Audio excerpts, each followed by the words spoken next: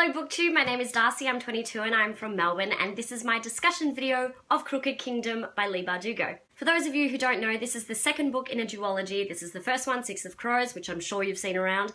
I'm sure you've seen both of these around. And essentially, if you don't know what it's about, it follows 6 characters, all completely unique and diverse in their own right, who essentially band together for a heist. All the characters are outcasts, and it's brilliant, and I'd recommend this series if you want a fun and suspenseful plot with a lot of, as I said before, diverse characters. Just a heads up, there's a trigger warning for PTSD, sexual assault, and sex work. However, these themes are discussed with a lot of respect. This discussion will be full of spoilers, so if you haven't read Six of Crows or Crooked Kingdom, depart and immerse yourself in these incredible novels. Okay, I absolutely adored this book from start to finish. Every single sentence was fantastic. I loved every single part of it, and the main reason is the characters, so let's go through them all. First, we'll start with Kaz, who is the leader of the group, who is charismatic, cool, cunning, alliteration, and has a disability, which is fantastic. Well, not fantastic that he has it, but fantastic that we have someone as awesome and cool as Kaz with a disability. We get so much more insight into his behavior in Crooked Kingdom, and it's glorious to see him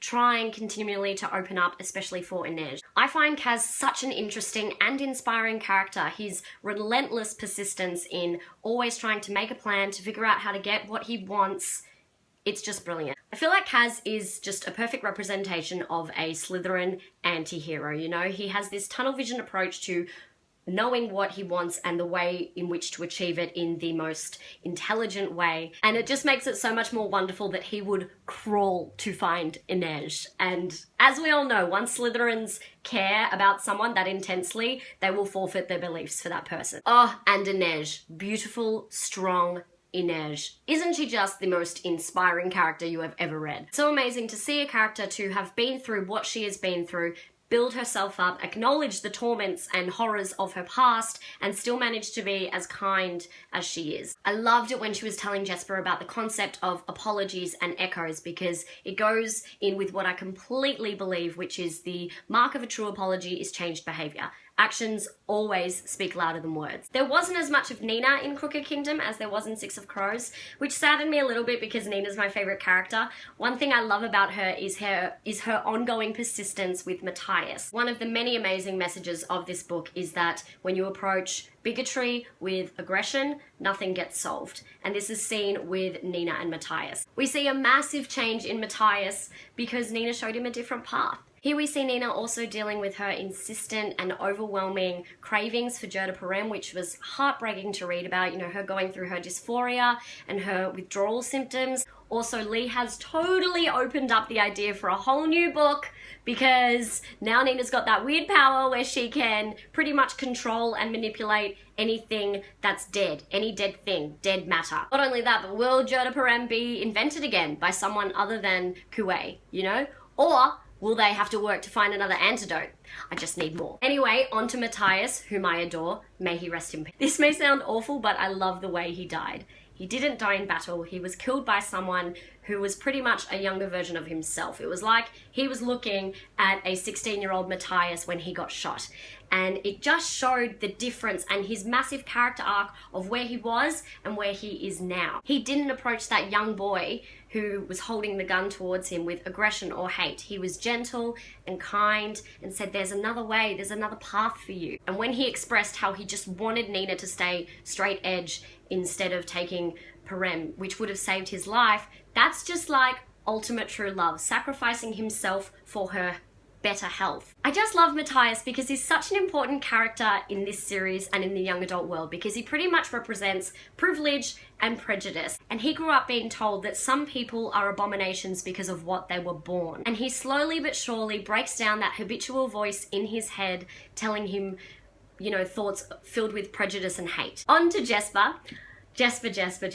I just adore him. I thought his character development in Crooked Kingdom was excellent. I loved seeing his relationship with his father. That was so beautiful. We saw him dealing with the consequences of his form of addiction, which is gambling, and how he did a lot of self-reflecting in this book, deciding what kind of person he wanted to be. Did he only want people to see the bravado kind of side of Jesper? And he kind of came to the conclusion, which is so beautiful, that he didn't want people to just see that, especially Wylan, who is an angel. Wylan totally won me over in Crooked Kingdom. In Six of Crows, I liked him, but he didn't really hold a candle to the other characters. But here we see him stand up to his awful father, who is a disgusting pig. But again, Leigh shows us through Wylan, just like Matthias, that despite what the world and people told and taught us from a young age, we can change our perspective on the world and on ourselves. Consistently throughout the book, Wylan just puts himself down. He thinks he's really dumb and stupid, but gradually we see his self-esteem grow, and I love that Kaz helps inspire that within him. Also, that Wylan is a character with a learning disability. Well done, Bardugo. In terms of character relationships, they were just fantastic. Wylan and Jesper, hell yes to the gay couple living happily ever after. Aside from romantic couples though, I love Inej and Nina's friendship. I love that so much. I love how physically affectionate they are with each other. There's this great fan art of Inej and Nina just sitting at a cafe. They look like they're just chatting over a coffee, and as we all know, the young adult genre needs more girl-girl friendships. One of my favorite things to do in the whole world is go to a cafe with my girlfriends and just sit in the sun drinking coffee or wine. I also loved the friendship between Jesper and Kaz, and how Kaz just really wants the best for his friend, and he was frustrated, and I get that. But in the end, Jesper made the right choice, and it's just great. I also loved the scenes between Inej and Jesper, you know, her giving him really good advice and just bestowing her beautiful wisdom upon Jesper. Another massive thing I love about the characters is that they all come from different family situations, and all of them have different relationships with their parents. That was brilliantly done. Inej adores her parents, you know. Wylan hates his dad. His mother, now he gets to rebuild this awesome relationship with his mum. All in all, this book has absolutely everything I've wanted in a young adult fantasy series. It was full of diverse characters and had a great plot that left me wanting so much more, but it ended so well. I want a novella of every single one of the characters. I would love that. I need to know more. I am in a massive need of discussing this book with anyone and everyone who has read this. So if you have read it, please comment below. Let me know what you thought. Did you love it? What didn't you like about it? Who is your favorite character and why? Have you seen Leigh Bardugo's Pinterest board? If not, it is fantastic. Anyway, thank you so much for watching. I hope you have a lovely day. Bye.